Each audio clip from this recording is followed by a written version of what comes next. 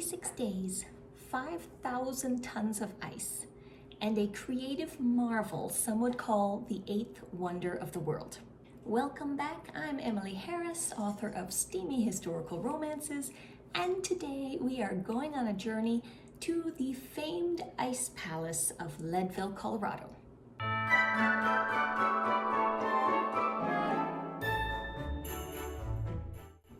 Back when I concluded my Colorado Cities novella series, I felt a little pang of guilt for leaving a few of the secondary characters romantically adrift, namely the parents of my main characters in Book 3, His Steel City Promise.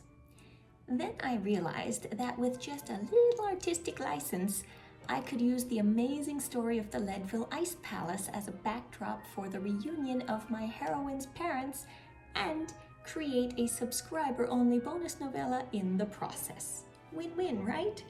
I certainly thought so. This winter wonder was possibly the most extraordinary place my imagination has ever had the opportunity to explore.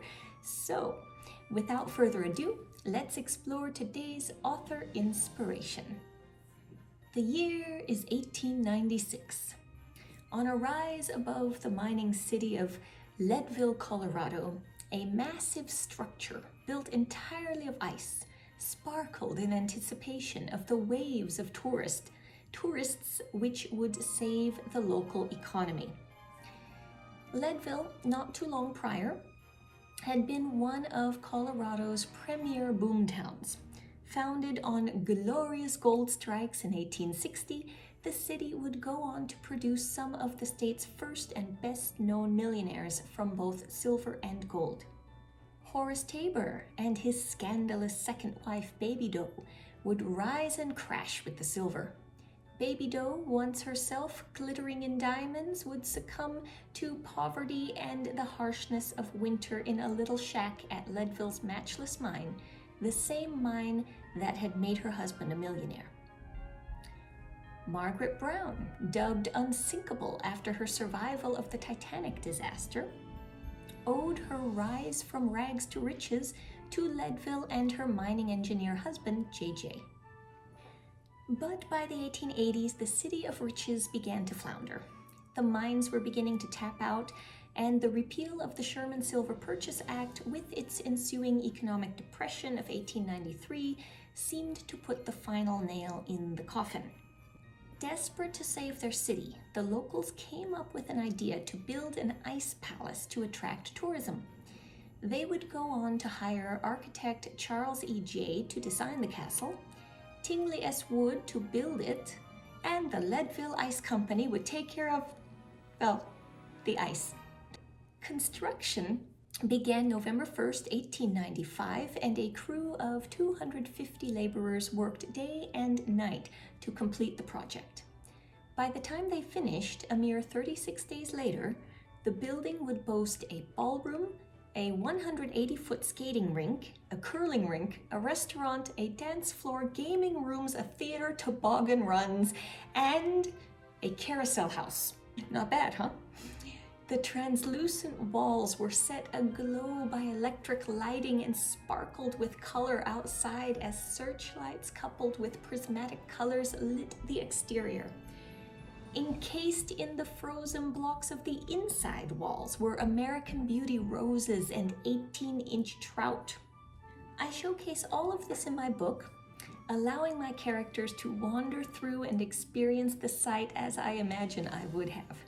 These details were so much more imaginative than I could have ever thought of. The castle even showcased ice sculptures and live bighorn sheep.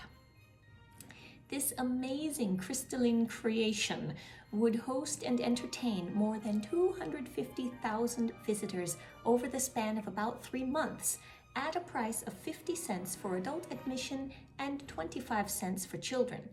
But despite this initial success, an early thaw in mid-March would doom the palace to go down in history as an economic failure and financial disaster for its investors.